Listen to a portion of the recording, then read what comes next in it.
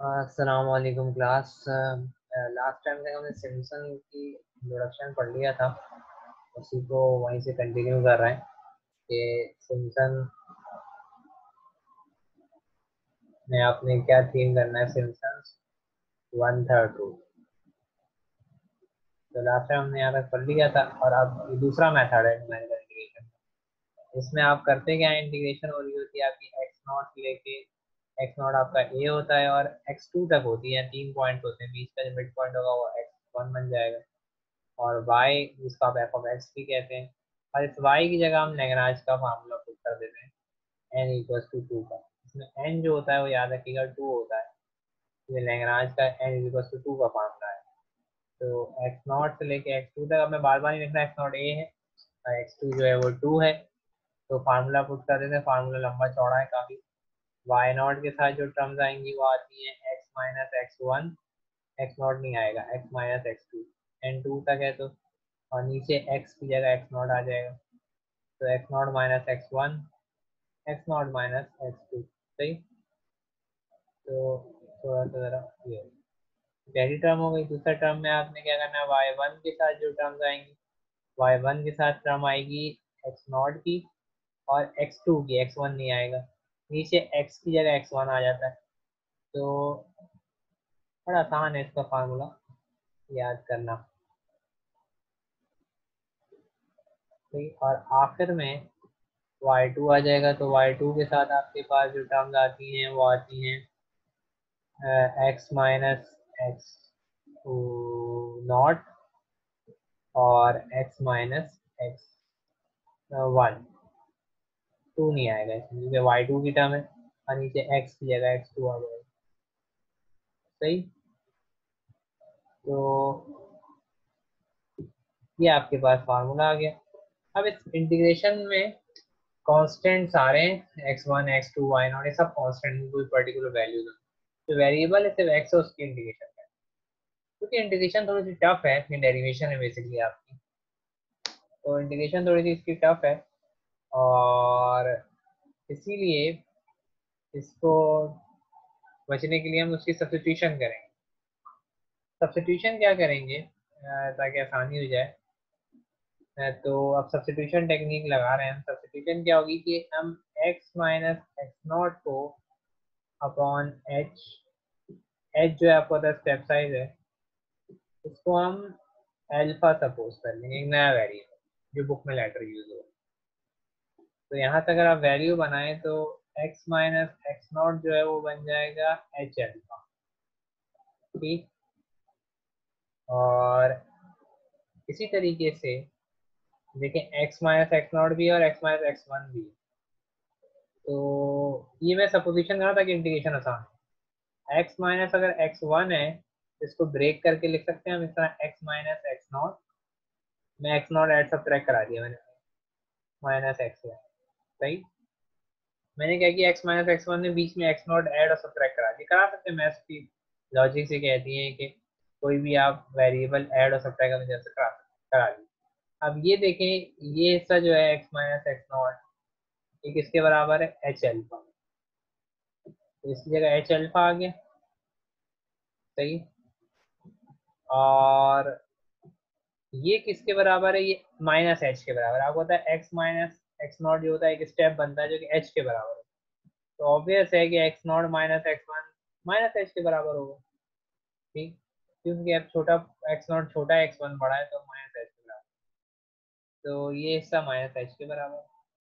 अगर इन दोनों कॉमन करें तो H into alpha minus one. सही। यानी कि एक्स माइनस एक्स वन जो है वो H into alpha minus one होगा। इसी तरीके से अब देखें, आपको थीम समझ में आ जाएगी। एक्स माइनस एक्स टू भी है आपकी इंटीग्रेशन में, उसको कैसे ब्रेक करेंगे, एक्स नॉट में ब्रेक करेंगे। देखिए एक्स नॉट फिर मैं ऐड में लेके आया और सब्ट्रैक्ट और ऐड में लेके आया। सही। मैं एक्स नॉट इतना हिस्सा ये किसके बराबर है, एच एल्फा के। सही। X minus X not H alpha के बराबर। और माइनस प्लस अच्छा माइनस, अब ये हिस्सा किसके बराबर है सर, ये देखते हैं। x2 माइनस एक्स नॉट का मतलब ये दो स्टेप बन गए, x1 भी है तो यानी कि 2h के बराबर होगा। x2 माइनस एक्स नॉट, तो इसको उल्टा करें, अगर x नॉट माइनस x2 कर दें तो ये माइनस का 2h के बराबर होगा, सिंपल माइनस, यानी कि छोटे से बड़े की तरफ जाना, बड़े से छोटे की तरफ जाना, माइनस आ जाता है, डिस्टेंस ना होता है, यानी कि ये जो इतना हिस्सा है -2h के बराबर, बीच का प्लस माइनस माइनस हो जाएगा। सही, अगेन आप इसमें से, आपको थीम आपको समझ में आ गया होगा, इसमें से आप किसको कॉमन लें, इसमें आप h को कॉमन लें और अल्फा -2 हो जाएगा, यानी कि x माइनस x2 किसके बराबर आ गया, h इंटू अल्फा -2। अब आप खुद सोचें x माइनस x3 किसके बराबर होगा, डायरेक्ट कर रहा हूँ, x3 है नहीं, मैं समझाने की था, अल्फा -3 के बराबर। सही, और इस तरीके से अगर x माइनस एक्स एन होता तो h अल्फा -n के बराबर, ठीक, क्योंकि h alpha x minus X not h alpha के बराबर, x minus X one h into alpha -1 के बराबर, अल्फा -2 फिर h अल्फा, इस तरह से मैंने इसको पैटर्न पिक किया।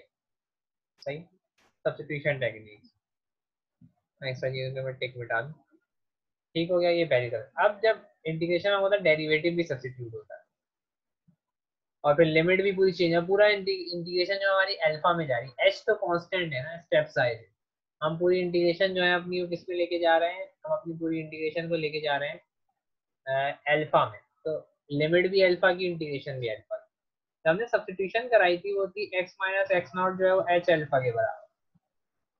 सही है, तो अगर आप डेरिवेटिव लें बोथ साइडेड, तो एल एक्स के रिस्पेक्ट, एक्स के रिस्पेक्ट डेरिवेटिव भी 1 हो जाएगा, एक्स नॉट का डेरिवेटिव 0 हो जाएगा, कांस्टेंट है, एच कांस्टेंट है, और आपने अल्फा जो है वेरिएबल है, आपने एक्स के रिस्पेक्ट डेरिवेटिव, तो डी एक्स वहाँ चला जाएगा, तो 1 is equal to H D alpha, और डी एक्स वहाँ चला गया, तो जो डी एक्स की वैल्यू आ गई वो आ गई आपके पास, डी एक्स ऐसे लिखा हुआ है 1 माइनस 0 1 के बराबर, इधर 1 हो गया, इधर D x alpha upon D X वहाँ कर दिया, तो डी एक्स किसके बराबर आ गया, एच डी अल्फा, तो ये काम भी हो गया। सही, यानी कि डी एक्स की वैल्यू आ गई डी अल्फा के बराबर। सही, अब पूरा इंटीग्रल अल्फा में लेके जा रहे हैं। अच्छा, एक और लिमिट पे आया, लिमिट देखें तो लिमिट है, आपने सब्स्टिट्यूशन कराई हो x minus X naught upon H की इज इक्वल टू अल्फा कराई, ठीक, अब लिमिट जो है वो एक्स नॉट, एक्स जो है एक्स नॉट से लेके X is equal to X two तक जा रहा है। सही, यानी कि लोअर लिमिट एक्स नॉट है और अपर लिमिट एक्स टू है, जब मैं एक्स को एक्स नॉट रखूंगा तो X naught minus X not हो जाएगा, ये कितना हो गया, 0 हो गया, तो अल्फा जो है वो 0 है, यानी कि अल्फा का जब इंटीग्रल बनेगा तो उसकी लोअर लिमिट 0 होगी। सही, और इस तरीके से इसमें अगर मैं x को x2 रखता हूँ upper limit, x2 minus X naught upon H is equal to alpha, x2 minus X naught दो स्टेप है, यानी कि 2h के बराबर होगा, 2h upon H is equal to alpha, h से h कैंसिल, अल्फा की आ गई अपर लिमिट 2, यानी कि अल्फा का जो इंटीग्रल बनेगा वो 0 से लेकर 2 तक का बनेगा, लेकिन लिमिट भी कन्वर्ट हो गई ना, सब कुछ आप अल्फा में लेके जा रहे हैं, तो x की लिमिट जो है वो अल्फा में, x की लोअर लिमिट एक्स नॉट जो है 0 बन गया, और x टू जो है वो 2 बन गया, आपने देख भी लिया पुट करके। अब मैं इंटीग्रल को रिप्लेस कर रहा हूँ, और इंटीग्रल ये है आपके पास, ये ऊपर ये वाला, इसको चाहें तो 1 का नाम दे दूँ, ठीक है, तो अब देखिए एक्स नॉट से लेके एक्स टू तक है ये इंटीग्रल, तो ये एक्स नॉट अब ये 0 से 2 बन जाएगा, अब पूरा इंटीग्रल अल्फा में जा रहा है, तो जो इंटीग्रल है वो आपका बन गया 0 से लेके 2 तक। सही, इधर वाई नॉट था, मुझे तो याद है खैर फॉर्मूला, इधर वाई नॉट था, तो वाई नॉट में कुछ चेंज नहीं आएगा, एक्स में, अब वाई नॉट तो कांस्टेंट है ना, चेंजिंग एक्स में आएगा, सारा एक्स जो है वो अल्फा में गया, ऊपर जो है वो इधर था एक्स माइनस एक्स वन था यहाँ, तो वो अल्फा एच के बराबर, और यहाँ पे था एक्स माइनस एक्स टू, तो वो है एच इंटू अल्फा -2 के बराबर, तो दिखा भी देता हूँ आपको, और देखिए इधर x माइनस एक्स वन था, ये अल्फा एच के बराबर है, ये रहा, ठीक, और फिर x माइनस एक्स टू था, ये बराबर है h into alpha minus one. ठीक, नीचे क्या है, नीचे आपका x naught minus X one है, जो कि x naught minus X one एक स्टेप बनता है, ठीक है, x one minus X not H के बराबर है, X naught minus X one जो है माइनस एच के बराबर, तो नीचे माइनस एच आएगा यहाँ पे, और इधर है X naught minus X two minus X naught बराबर है टू एच के, तो जब X naught minus X two बराबर होगा माइनस के टू एच के, यानी कि नीचे जो है इधर h आएगा माइनस का और इधर आएगा माइनस का टू एच। माइनस कब आता है h में, जब आप छोटे से बड़े की तरफ जा रहे हो, हमेशा बड़े से छोटे की तरफ जाते हैं, h के स्टेप्स आए तो X two minus X one H होता है, अगर मैं X one minus X two करूँगा तो माइनस एच हो जाएगा। तो नीचे जो वैल्यूज हैं वो हैं, नीचे एक वैल्यू आ रही है माइनस का h और एक वैल्यू आ रही है माइनस का टू एच। तो पहला इंटीग्रल इतना हो गया, आसानी हो गई।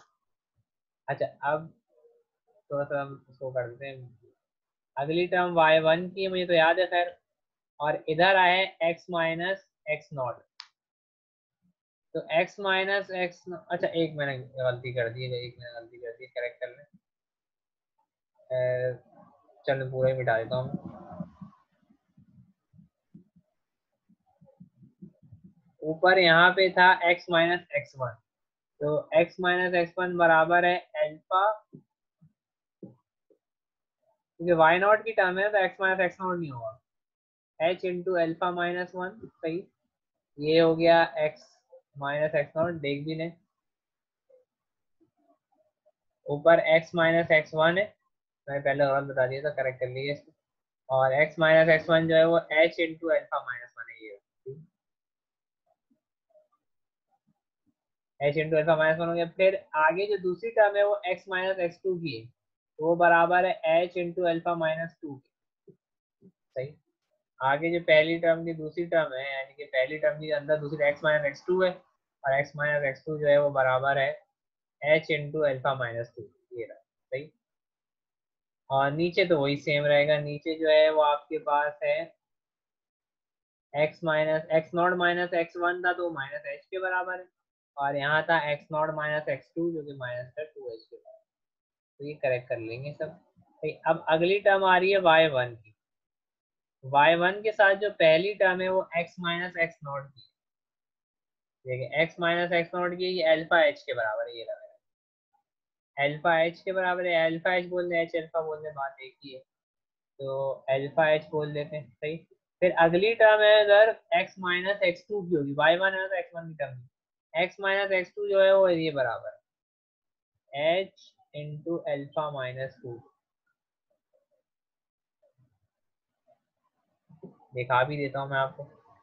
तो x माइनस एक्स टू जो है, देख ले x माइनस एक्स टू है, ये बराबर है x माइनस एक्स टू जो है बराबर है, देख लें h इंटू एल्फा माइनस, नीचे क्या है, नीचे x one minus X naught है, ये h के बराबर, देखिए ना एक स्टेप बन रहा है, बड़े से छोटे की तरफ जा रहे हैं, इसलिए पॉजिटिव एच आएगा। और X one minus X two है, ये देखिए ये भी एक स्टेप बन रहा है, एक्स वन से एक्स टू, ये भी एच है, लेकिन ये माइनस का एच होगा क्योंकि छोटे से बड़े की तरफ जा रहा है, स्टेप साइज जो होता है हमेशा बड़ा माइनस होता है छोटे से, तो X two minus X one H होता, तो यहाँ पे X one minus X two तो माइनस का एच होगा, तो नीचे इधर एच आएगा, इधर माइनस का एच आएगा, इधर एच आएगा और इधर माइनस का एच, तो ये आखिरी टर्म पे आ जाते हैं वाई टू वाली, एक दफा फिलअप हो जाए तो आसानी जाएगी। वाई टू वाली में टर्म जो पहली टर्म होती है वो होती है एक्स माइनस एक्स नॉट की, जो कि एच अल्फा के बराबर, ये अल्फा एच बोल रहे हैं, एच अल्फा बोल रहे हैं, चले अल्फा एच लिखा है तो अल्फा एच लिख लेते, तो ये मल्टीप्लाई देख लेते हैं दोबारा, आप मैं सही कर रहा हूँ, देखिए एक्स माइनस एक्स नॉट है, ये अल्फा एच के बराबर, फिर एक्स माइनस एक्स वन है जो बराबर है H into alpha minus one, H into alpha minus one. Divide में क्या चल रहा है, डिवाइड में देखें X two minus X naught, ये दो स्टेप है, बड़े से छोटे की तरफ जा रहे हैं तो पॉजिटिव आएगा, यानी ये टू एच है, X two minus X naught है ना बीच में एक्स वन में, ये टू एच है, और X two minus X one ये खाली एच है, पॉजिटिव एच होगा, उसकी वजह ये है कि आप एक्स टू से एक्स वन माइनस कर रहे हैं, तो ये टू एच हो गया, और ये h हो गया, तो नीचे जो है वो 2h और h आएगा। तो ये तीनों ब्रैकेट्स क्लोज हो गए। बाहर dx था, बाहर जो है वो dx था, देख लें। ये dx और dx हमारे पास बराबर है एच डी अल्फा की है। तो एच डी अल्फा, तो ये पूरा इंटीग्रल आपका अल्फा में कन्वर्ट हो गया। अब आसान किस तरह से इसको देखिए। देखिए ये एच जो है ये कांस्टेंट, इसको बाहर निकालें। ठीक, अब बाकी मैं आसानी कर रहा हूँ। देखिए ये वाला एच इस एच से, ये वाला एच इस एच से कैंसिल, ये वाला एच इस एच से, ये वाला एच इस एच से कैंसिल, ये एच इस एच से, ये एच इस एच से कैंसिल। ठीक है, ये वाला एच मैंने बाहर कर दिया। ठीक है, इंटीग्रल में क्या बचेगा, 0 से लेकर 2 तक।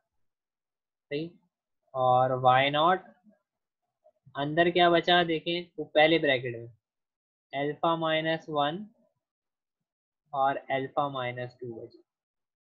नीचे क्या बचा, नीचे माइनस माइनस प्लस हो गया, और सिर्फ 2 बचा क्योंकि बाकी सब कैंसिल हो गया। नीचे 2 बचा। सही, अगली इंटीग्रेशन में आ जाए, y1 पे आ जाए, तो y1 के साथ क्या बचा। चलो इसको ऐसा ब्रैकेट बना देते हैं। तो ऊपर क्या बच गया, अल्फा इंटू α-2, और नीचे क्या बच गया, h से h कैंसिल, माइनस का 1 बचा नहीं। सही, और y2 के साथ क्या बचा, अल्फा इंटू α-1, और डिवाइड में क्या चला गया, h से h कैंसिल हो गया तो सिर्फ 2 बचा, और बाहर डी अल्फा। तो ये आपकी, अब हर टर्म पे मैं अलग अलग कर लूंगा इंटीग्रेशन, तो आसानी हो जाएगी। जो कांस्टेंट है वो बाहर निकालने के, h, और देखें h बाहर है। पहले इंटीग्रल में देखें वाई नॉट कॉन्स्टेंट है, बाहर आ गया। वाई नॉट जो है वो आपका कांस्टेंट है और ये बाहर आ जाएगा।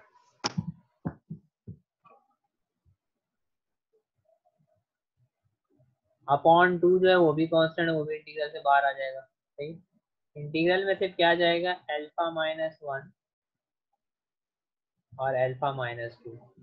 डी अल्फा जो है वो सबके साथ है, ये वाला तो हर एक के साथ अलग अलग मल्टीप्लाई आ जाएगा, 0 से लेके 2 तक। ये पहली इंटीग्रेशन आ गई।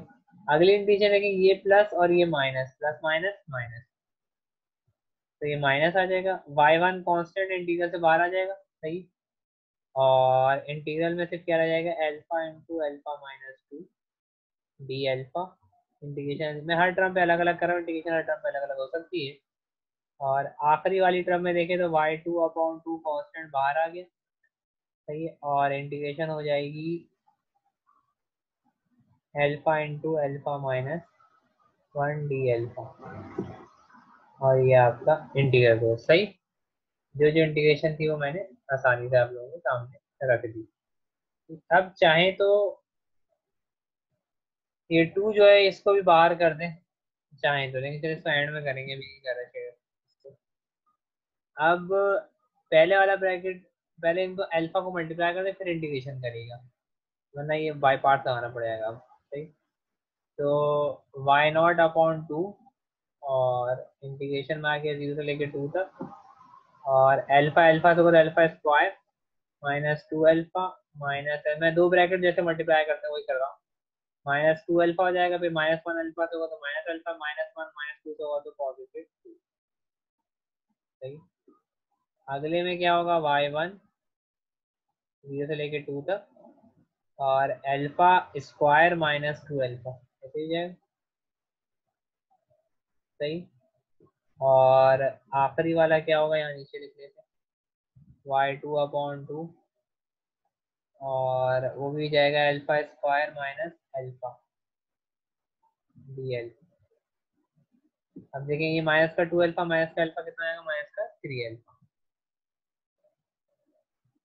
अब मैं इसको बोर्ड के उस तरफ लेके जा रहा हूँ।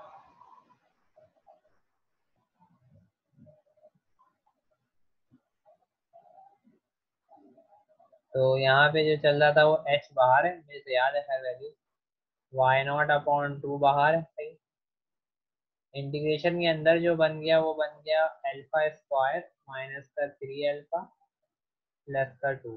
यहाँ पे पहले -2 अल्फा और अल्फा थे ना, ये पहली टर्म हो गई। दूसरी टर्म में जो बन रहा है y1 के साथ वो बन रहा है, अब एक साथ इंटीग्रेशन करेंगे, अल्फा स्क्वायर माइनस का 2 अल्फा, और आखिरी वाली टर्म में जो बन रहा है y2/2, तो ये था alpha square minus alpha D alpha. और ये आपका इस तरह से देखना चाहें तो आप देख भी सकते हैं कि यही चीज़ बन रही है जो मैंने लिखी है, बस मैंने इस टर्म को सिंप्लीफाई किया है पहली टर्म को, तो ये माइनस का 2 अल्फा माइनस का अल्फा माइनस का 3 अल्फा मिल जाएगा प्लस का 2, बाकी सब वैसे की वैसे ही लिखे हैं, चाहे तो आप क्रॉस वेरीफाई भी कर लीजिएगा, वीडियो को पॉज करें। अच्छा यहाँ तक आ गए। अब यहाँ तक आने के बाद अब इंटीग्रेशन करते हैं। तो इंटीग्रेशन करना आसान है, y0/2 अल्फा स्क्वायर की इंटीग्रेशन क्या होती है, अल्फा3। सही है, माइनस का 3 कांस्टेंट है, अल्फा की इंटीग्रेशन क्या होगी, अल्फा2।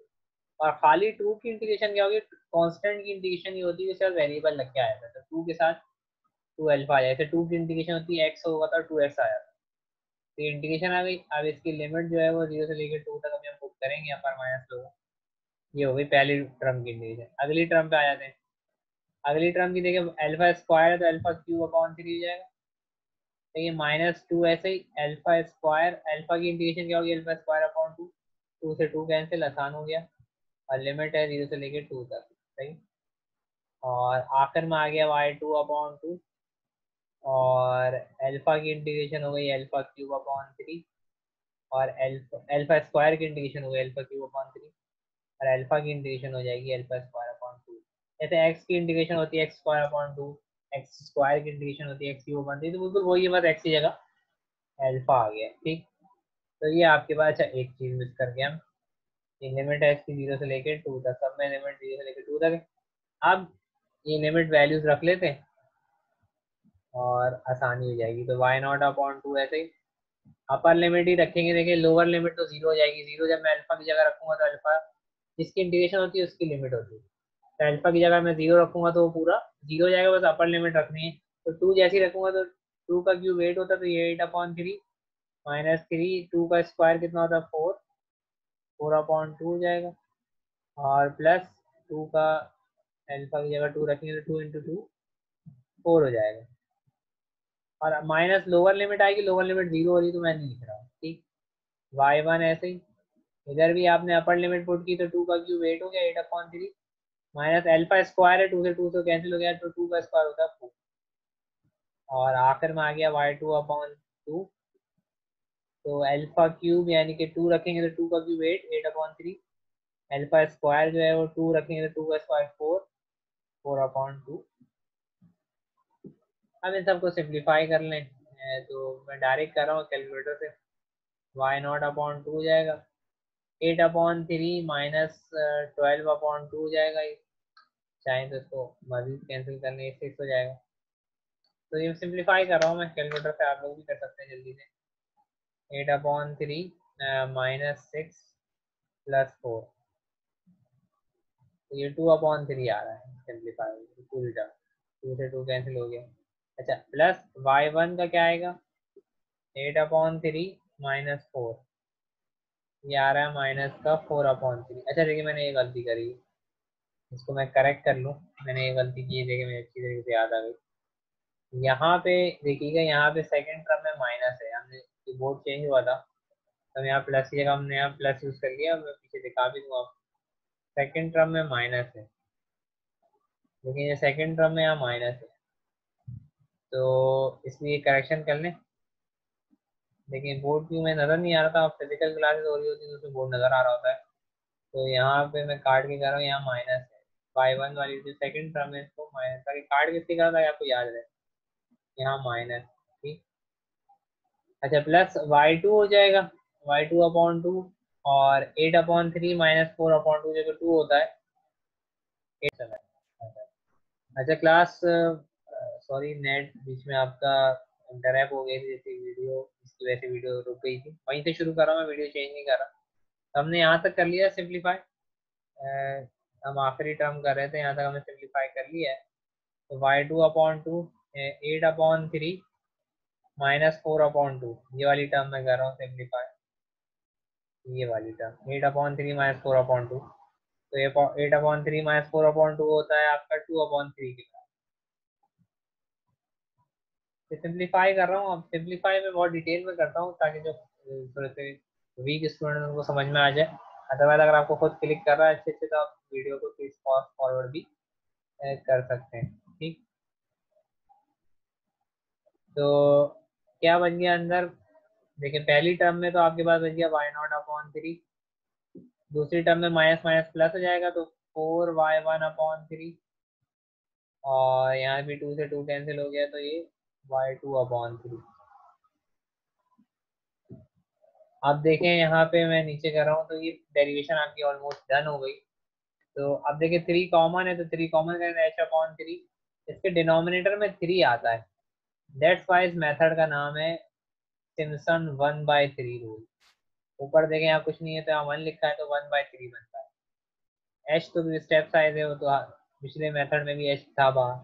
तो ये आपकी सिम्पसन की डेरिवेशन हो गई, थोड़ी सी टफ थी लेकिन ये सिम्पसन की डेरिवेशन हो गई। ये सिम्पसन के 2 मेथड है, ये पहला मेथड है 1/3। 1/3 क्यों कह रहे हैं, क्योंकि h/3 आया है इसके साथ। ठीक है, जब इसे सिम्पसन 1/3 रूल। सही, ये अब ये आपने वही वाला काम किया, यहाँ पे आपने एक पैराबोला बनाया, जैसे ट्रेपोसाइडल में एक लाइन बनी थी, फिर आपने उसको ब्रेक किया, तो यहाँ भी वही काम करना है।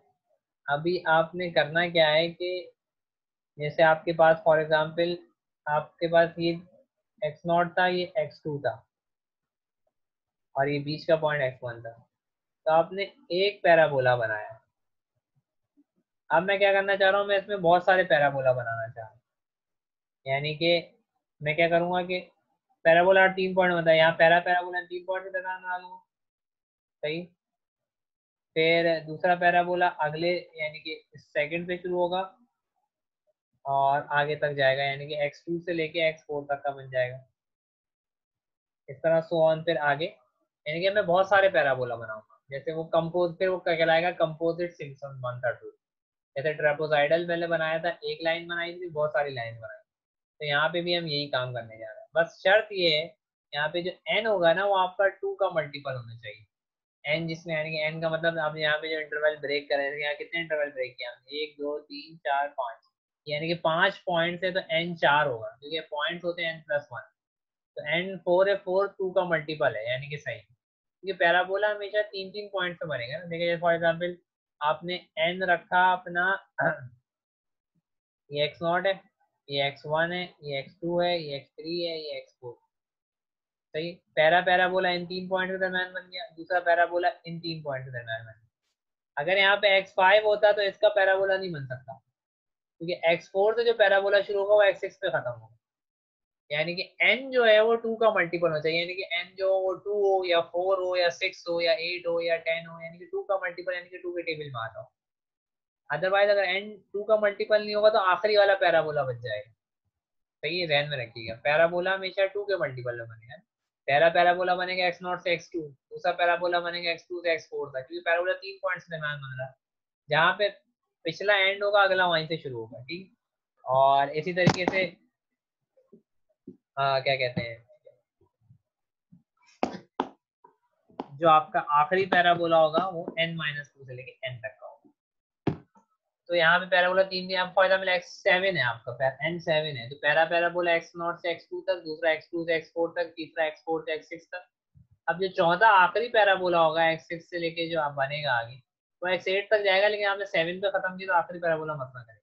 तो यहाँ पे सिम्पसन के लिए जरूरी है कि जो n हो वो इवन हो या इसको इस तरह इवन हो, या 2 का मल्टीपल ऑफ 2 हो, बात एक ही है। ट्रेपोसाइडल में n की कोई शर्त नहीं थी, n कुछ भी हो सकता है, लेकिन यहाँ पे n की शर्त है, और वो शर्त आपके सामने मैंने रख दी। ठीक, अच्छा, अब कंपोजिट का फार्मूला बना लेते हैं।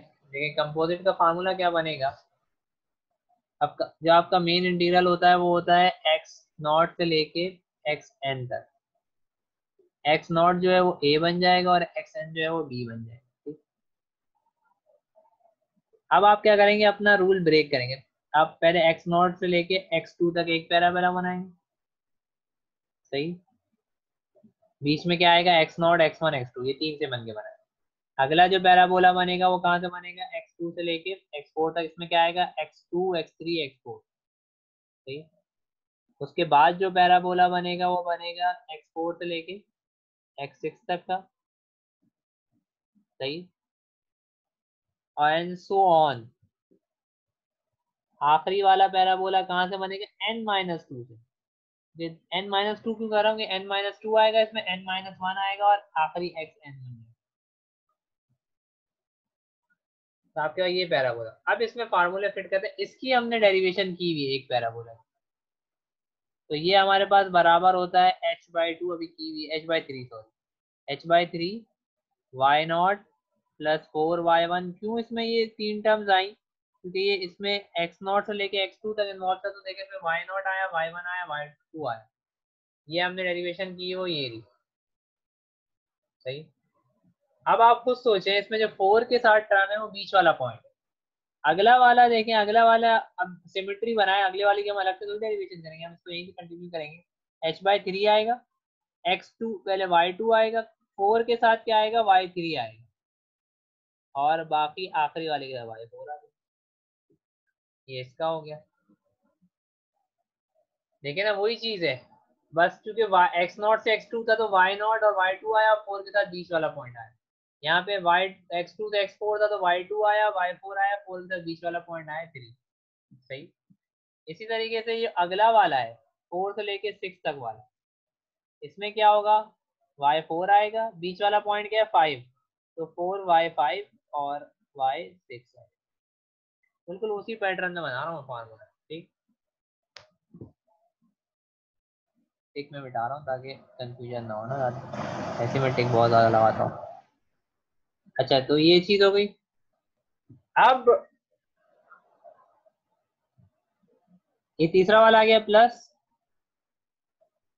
आखिरी में H by three N minus two आएगा, बीच में कौन सा पॉइंट है, एन माइनस वन, तो उसके साथ फोर आएगा, और एन के साथ वाई एन, ये आखिरी वाला आ गया आपको,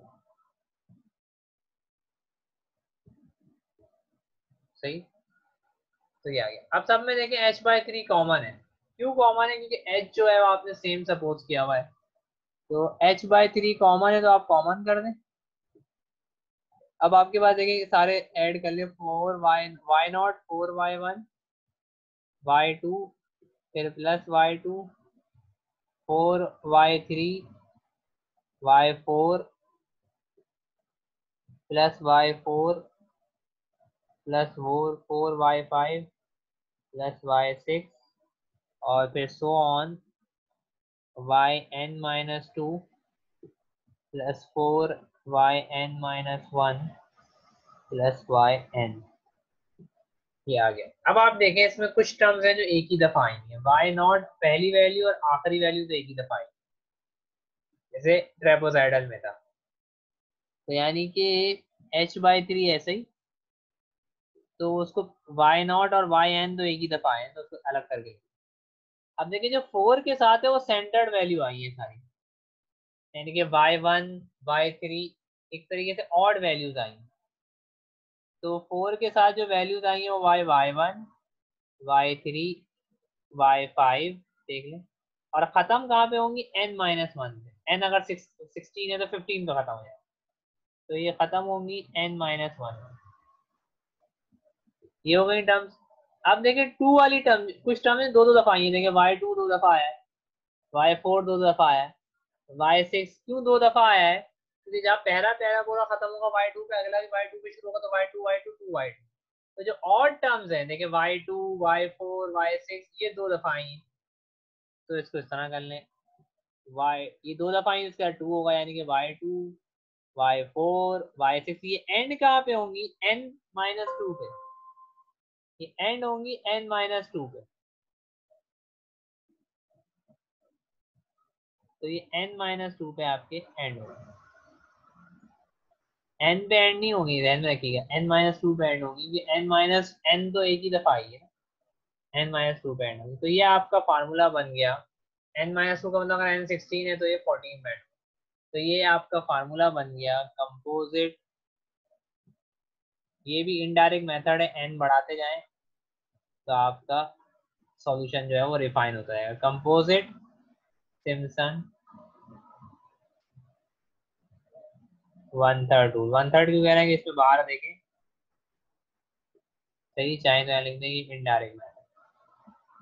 इसका एक सवाल करते हैं और फिर लेक्चर को ऑफ करते हैं।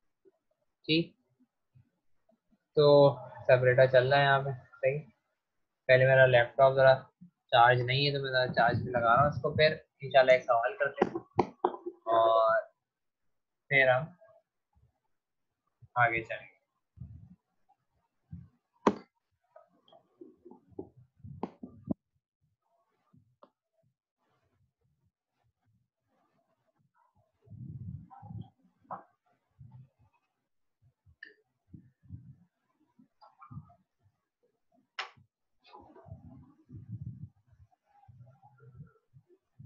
तो अब क्वेश्चन में करना शुरू लगा हूँ, सही।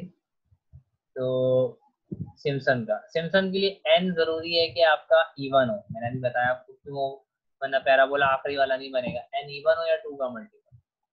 तो हम सवाल के लिए आखिरी बोर्ड यूज कर रहे हैं अपना। तो सिम्पसन के लिए शर्त है कि n इवन हो। अगर n इवन नहीं है सिम्पसन जैसे इवेल्युएट, सही, 0 से लेके 6 तक कर लेते हैं, ठीक।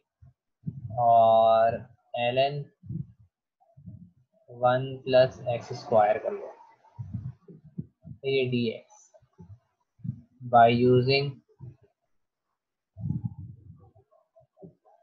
सिम्पसन्स। अच्छा, सिम्पसन 1/3 रूल है तो बाय डिफॉल्ट है कि कंपोजिट ही होगा, सही। खाली सिम्पसन लिखा है तो ये बाय डिफॉल्ट है, क्योंकि n आ रहा है ना आगे, n2 होता तो क्या कहते हैं, सिंपल सिम्पसन होता, कंपोजिट होता, n चेंज हो रहा है। विद, मैं n बता दूं आपको, n जो है विद n = 6, n6, ठीक। अच्छा, अब वही कैलकुलेटर की मदद लेंगे, कैलकुलेटर से डायरेक्ट वैल्यूज निकालेंगे। n6 है तो h कैसे निकलेगा, h आपको बता देगा। n6 से देखिए इवन है तो यहाँ पे सिम्पसन लग सकता है। h कैसे निकलेगा, b - a/n। तो b जो है वो 6 है, माइनस a जो है वो 0 है, अपॉन 6, यानी कि h हो गया 6/6 और आंसर आ गया 1, यानी कि h 1 है। तो देखिए x0 जो है पहली वैल्यू 0 है, x1 क्या होगा 1, एक्सीलेंट। x2 क्या होगा 2, 1 का डिफरेंस रखना है ना, h जो है वो 1 है स्टेप साइज। और x3 कितना होगा 3, x4 कितना होगा 4। इत्तेफाक है यहाँ पे जो x की जो सब्सक्रिप्ट की वैल्यू वही आ रही है। x4 4 है, x5 5 है और x6 6 है, सही। अच्छा, ये आगे अब इस पे y की वैल्यू चाहिए, ये आपका y, ये आपका y, ठीक।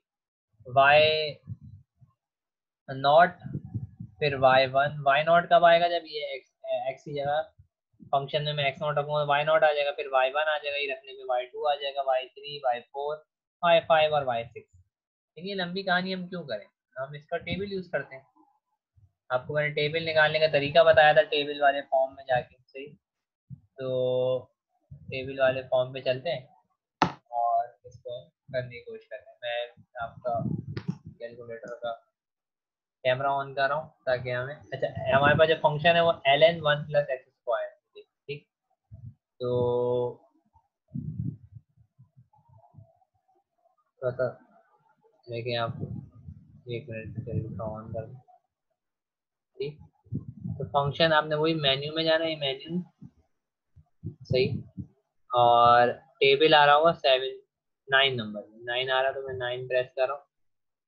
अब f(x) मांग रहा है, वो बराबर है ln के, तो ln, सॉरी शिफ्ट दबा दिया मैंने, तो ln 1 प्लस एक्स स्क्वायर, तो 1 प्लस एक्स अल्फा और ये एक्स है, सही, एक्स आ गया, एक्स स्क्वायर है, स्क्वायर का बटन आ गया, देखें थोड़ा सा ब्लर हो रहा है, 1 प्लस देखें अल्फा एक्स स्क्वायर आ गया, ब्रैकेट क्लोज कर रहा हूँ, ये फंक्शन दे दिया आपने, जी ऑफ एक्स को 0 दे दिएगा, सही, और स्टार्ट कहाँ से करना, देखिए जो आपका फंक्शन स्टार्ट इंटीग्रेशन वो 0 से, तो 0 एंड 6 पे, 6 स्टेप यानी कि एच वो 1 ही है, ठीक, तो आपके पास जैसे आप इक्वल जाएंगे वैल्यूज आ गई, ये एक्स नॉट है, ये वाई नॉट है, ये y1 है, ये y2 है, ये y3 है, ये y4 है, ये y5 है और ये y6, सारी वैल्यूज आ गई,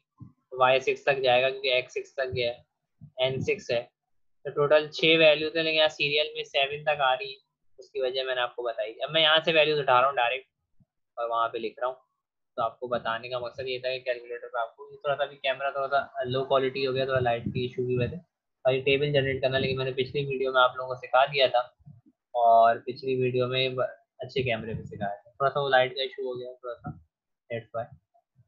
तो खैर वैल्यूज आ गई है मेरे पास, टेबल से मैं वही लिख रहा हूँ, तो y नॉट जो है वो 0 है, y1 जो है वो है 0.69315, और y2 जो है वो है, नीचे करते हैं, y2 जो होगा वो तीसरी वैल्यू होगी, सही, सीरियल में तीसरी होगी, तो 1.60944, और y4 जो है वो है 2.30259,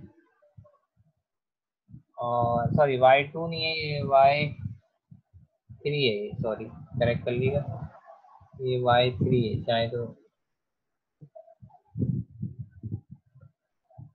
ये y3 है, सही, y4 जो है वो आपके पास है 2.83321, y5 जो है वो आपके पास है 3.25810, और y6 जो लास्ट वैल्यू है वो आपके पास है 3.61092, ये सारी वैल्यूज आ गई। अब मैं इसका टेबल बना के आपको दिखाता हूँ कि टेबल में कितना डालना है, सही, अच्छा, अब सॉरी टेबल का फार्मूले में कितना डालना है, फार्मूला है h/3, पहले फार्मूला लिख देता हूँ, फिर y not plus y n आता है, तो y n 6 है तो y 6 आए, ठीक, फिर 4 के साथ जो टर्म्स है वो ऑड है, यानी कि y1 y3 n-1 तक जाएगा, n6 है तो ये n-1 5 होगा, सारी ऑड टर्म्स आ गई, और 2 के साथ सारी इवन टर्म्स है, लेकिन 2 के साथ इवन टर्म्स तो है, y2 आएगा, y4 आएगा बस, क्योंकि n-2 तक जाती है ये टर्म, n6 है तो n-2 4 हो जाएगा, तो ये पूरा सिम्पसन का फार्मूला मैंने फिट कर दिया n6 के, ठीक, देख लें फार्मूला ऊपर बल्कि इधर लिखा हुआ शायद, तो ये फार्मूला लिखा हुआ है सिम्पसन का, देखिए ये वाली टर्म n-2 तक जाएंगी तो y n6 है तो y4 तक जाएगी ये टर्म, और ये n-1 तक जाएगी, तो अगर n6 है तो ये y5 तक जाएगी, बस n का इवन होना जरूरी है, अदरवाइज मसला रहेगा, ठीक। अच्छा अब वैल्यूज पुट कर दें, ये वैल्यूज ऊपर सामने आगे वाली लिखी हुई, h जो है वो 1 है, सही, y नॉट 0 है, y6 आखिरी वैल्यू आपके कैलकुलेटर में आएगी वो ये 3.61092 प्लस 4, y1 जो है वो आपके भाई ये वाली वैल्यू है 0.69315 प्लस y3 आएगा y1 के बाद, y3 ये रहा 2 पॉइंट, पहले इस तरह एक टेबल में उतार लेंगे तो आपसे गलती नहीं होगी, 2.30259, सही, और थोड़ा सा मैं नीचे कर रहा हूँ बोर्ड, सही, प्लस 4 के साथ ही चलनी है अभी टर्म, इसका y5 है फिर, तो y5 ये 3.25810। ये 4 के साथ टर्म्स आ गए, 2 के साथ कौन कौन सी टर्म्स है, y2 और y4। तो y2 ये रहा 1.60944 और प्लस y4 है तो y4 ये रहा 2 पॉइंट, बस आपने वैल्यूज पुट करनी है फार्मूला बनाने के बाद, 83321। सारा फार्मूला पुट हो गया, बस इसमें आप वैल्यूज को सिंप्लीफाई करने के बाद आपको कैलकुलेटर का तरीका बताया। कैलकुलेटर मेन्यू में जाए दोबारा और 1 दबाने से आपके पास मेन मेन्यू आ जाएगा। तो बाहर तो 1/3 है, h/3 था तो 1/h1 है, और अंदर है 0 प्लस 3.61092। सही है, प्लस 4 के साथ कौन कौन सी टर्म्स है, 0.69315 प्लस 2.30259 प्लस 3.25810। देखिए सवाल इसके आसान है, 4 के साथ कोई और थोड़ा सा बस डेरिवेशन मुश्किल है, बाकी आखिरी डेरिवेशन है, आगे कोई डेरिवेशन नहीं है, पूरे कोर्स में शायद कोई डेरिवेशन नहीं है। आगे हो तो हो, बस इक्का दुक्का ही रहेगा। 60944 और 2 के साथ देखें और फिर 2.83321 83321 हो गया। और तो आपके पास जो फाइनल आंसर आ रहा है तो आ रहा है 12.5038। तो आपका ये सिम्पसन से सॉल्व है। तो सिम्पसन को सॉल्व करने का ये तरीका है, मैंने सिम्पसन का फार्मूला बनाया। सिम्पसन के लिए n का शर्त है, n का इवन होना जरूरी है। अब जो सवाल ये है कि सिम्पसन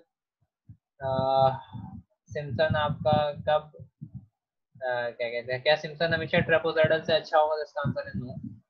कभी अच्छा हो सकता है कभी नहीं, क्योंकि अगर आपका फंक्शन जो है वो लाइन है, इटसेल्फ एक लाइन है, तो ट्रेपोजॉइडल अच्छा आंसर देगा ना, सिम्पसन तो पैराबोला पे अच्छा आंसर देगा।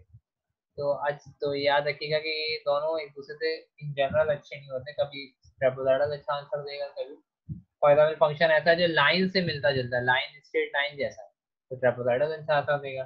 फंक्शन ऐसा है जो पैराबोला से मिलता जुलता है, पैराबोला से उसका बिहेवियर है, तो सिम्पसन मेथड अच्छा आंसर देगा। सिम्पसन मेथड में जो फंक्शन पैराबोला से रिप्लेस होता है। ठीक। अच्छा, अब इसके लिए भी वही एक सवाल आपसे जो मैं रीजनिंग में पूछता हूँ कि सिम्पसन में जब आप करते हैं तो सिम्पसन हमेशा एक्चुअली न्यूमेरिकल मेथड है, अप्रॉक्सीमेट आंसर देगा, लेकिन कभी कभी किसी सिचुएशन में बिल्कुल एग्जैक्ट आंसर देगा। कब एग्जैक्ट आंसर देगा, क्योंकि सिम्पसन में आपने फंक्शन जो रिप्लेस किया है, सिम्पसन में जो आपने फंक्शन रिप्लेस किया है वो 2 डिग्री पॉलिनोमियल से किया है, यानी कि पैराबोला से।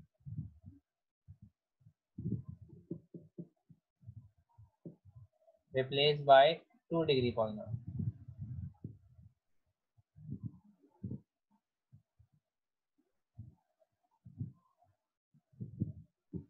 तो ये 2 डिग्री पॉलिनोमियल से जब रिप्लेस होगा तो फंक्शन जब 2 डिग्री पॉलिनोमियल से रिप्लेस होगा यानी कि पैराबोला से, तो सिम्पसन 1/3 बनता है। अब ये कब एग्जैक्ट आंसर देगा, ये बहुत रेयर केस में एग्जैक्ट आंसर, जैसे ट्रेपोसाइडल था वो कब एग्जैक्ट आंसर देगा, जब फंक्शन इटसेल्फ लाइन हो जाए। तो यहाँ पे भी यही है, जब फंक्शन इटसेल्फ जो है पैराबोला हो जाए, फंक्शन इटसेल्फ जो है वो पैराबोला हो। अगर फंक्शन इटसेल्फ एक पैराबोला है, पैराबोला का पता कैसे चलेगा, 2 डिग्री पॉलिनोमियल है अगर, तो जो सिम्पसन है वो अब एग्जैक्ट आंसर देगा वो।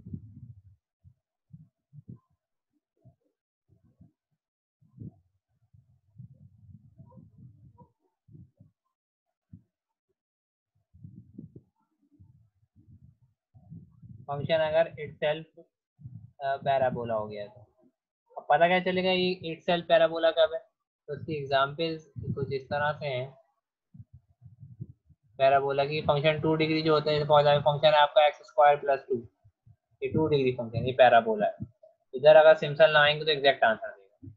अगर आपके पास 3x² + x + 5 ये फंक्शन है, ये भी 2 डिग्री पॉलिनोमियल है। कैसे होती है डिग्री, हाईएस्ट पावर जो होती है वो डिग्री, देखिए हाईएस्ट पावर 2 है इधर, तो ये डिग्री, तो यानी कि ये भी 2 डिग्री है, यानी कि 2 डिग्री है। तो ये आपकी बेसिकली एग्जाम्पल्स हो गए। तो अगर 2 डिग्री फंक्शन पॉलिनोमियल है, फंक्शन इटसेल्फ एक पैराबोला है, पैराबोला का अंदर होता है 2 डिग्री पॉलिनोमियल होता है। 2 डिग्री का मतलब क्वाड्रेटिक इक्वेशन हुई। तो अगर फंक्शन इटसेल्फ एक पैराबोला है तो हमेशा जो सिम्पसन अगर लगाएंगे तो एग्जैक्ट आंसर देगा। इसका ट्रेपेजॉइडल का भी एग्जैक्ट आंसर देगा कि जब फंक्शन इटसेल्फ एक लाइन हो, लाइन का मतलब 1 डिग्री पर। तो यहाँ पे सिम्पसन का हम एंड कर रहे हैं और आखिरी लेक्चर इस वीक का रहेगा, जिसके बाद उसमें हम फिर आखिरी मेथड पढ़ेंगे तो हमारा न्यूमेरिकल इंटीग्रेशन खत्म हो जाएगा। न्यूमेरिकल इंटीग्रेशन में बेसिक जो थीम है कि डायरेक्ट डायरेक्ट कैलकुलेटर में सवाल हो रहा है, तो मुश्किल काम है इसका, बस वो डेरिवेशन है। डेरिवेशन थोड़ा मुश्किल है तो वो आपको आनी चाहिए। कोर्स का थीम भी यही है कि डेरिवेशन पे ज़्यादा फोकस अभी शुरू में। पेपर में मैं डेरिवेशन की वेटेज कम देता हूँ, मैं बता दूंगा कि कितनी वेटेज की डेरिवेशन होंगी या कितने परसेंट की होंगी, तो वो पेपर में तो मैं कम देता हूँ।